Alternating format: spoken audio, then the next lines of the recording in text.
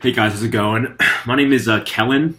Um, basically, I'm gonna start making videos that pertain to um, psychosis, schizophrenia, any kind of related um, mental manifestations that include psychosis. But my purpose for this is just to get more education on it from people who might have experienced it, their own insights.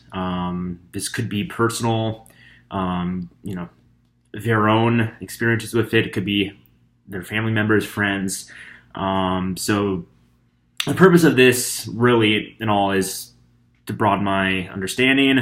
It's something I'm currently a graduate student in psychology, and my kind of goal professionally is to work with this population, specifically trying to understand the early aspects of the disorder, the things that might show up first for symptoms. So, and with the end goal of detecting it earlier and getting people on treatment, educating them on what's going on as soon as possible. There's a lot of evidence that these experiences, the sooner you intervene with them, is just like many other disorders and physical illnesses, really early intervention is always better. But it's really hard to capture and to identify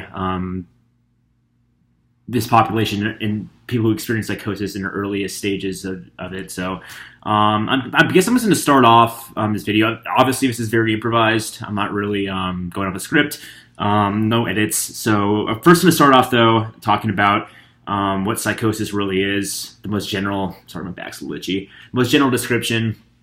So psychosis involves hallucinations and delusions. So from a kind of conceptual definition, delusions, actually I'll start with hallucinations because most people will probably understand or probably at least heard of a hallucination, or have some inkling of an understanding of what it might mean. So basically it's just a false sensory experience. So it's falsely sensing something in your environment. With psychosis, the most common are usually auditory based. So you're going to be hearing voices. People hear voices. They hear dialogues that just never stop.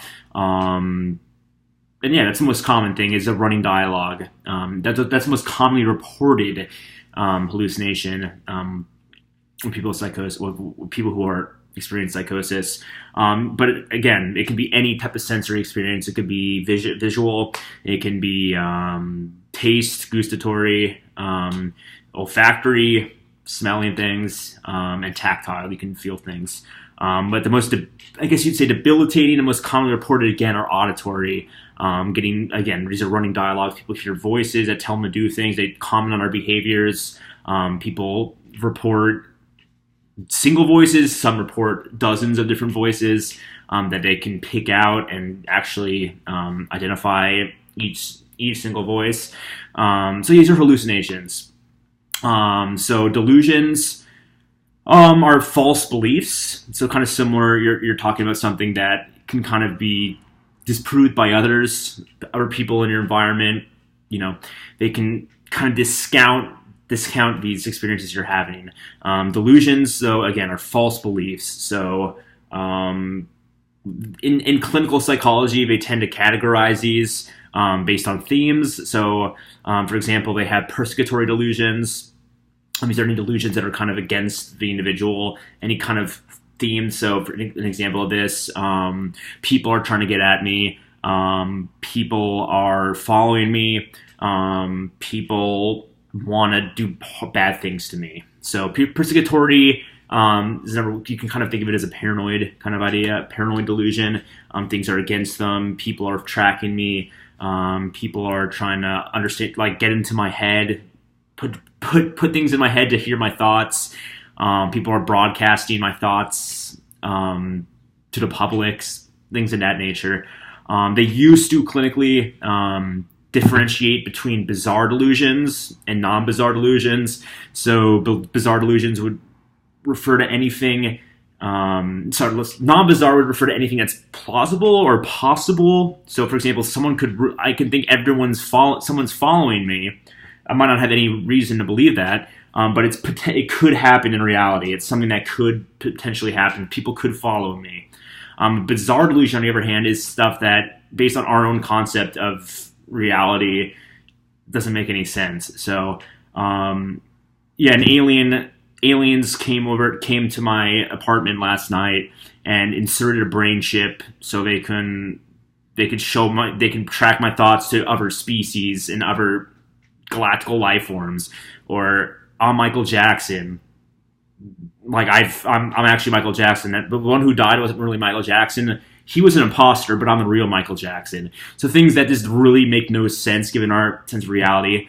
But again, this has actually been retired in a clinical assessment.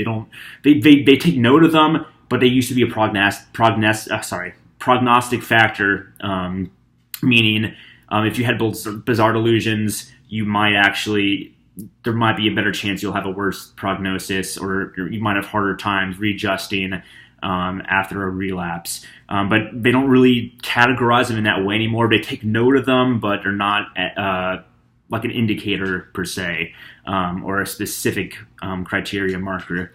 So those are the two main features. When you talk of psychosis, you might see other things occurring.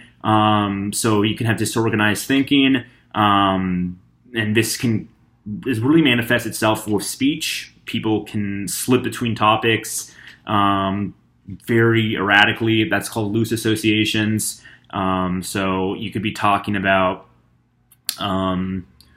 you could be talking about a type of dog, a boxer, or for example, like a boxer. I have a boxer I got a boxer breed. I love them.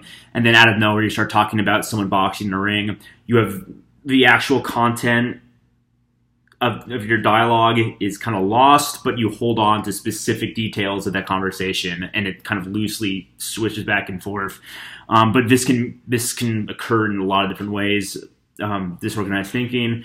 There's lots of ways it manifests. And a lot of that kind of depends on the individual. They can be pretty idiosyncratic, so they can just pertain to that specific person. But yeah, the two main features I would say that most people would agree on are delusions and hallucinations. Again, this isn't unique to one specific mental manifestation or disorder. It can happen in a lot of different populations. It could be induced by psychedelic drugs, stress. It could be a temporary experience. It could only happen one time in your life. So again, these whole videos are just going to pertain to anything that really comes to psychosis. So I just wanted to start off to give a general kind of description of how they define it and how they kind of, how they clinically consider it at a clinical level if you were to go in for an assessment. So if anyone wants to give me any feedback or any kind of, again, any personal experiences, their understanding of what I'm talking about, please, by all means, let me know. Any suggestions for videos, go for it. But yeah, that's about it. Until next time, guys.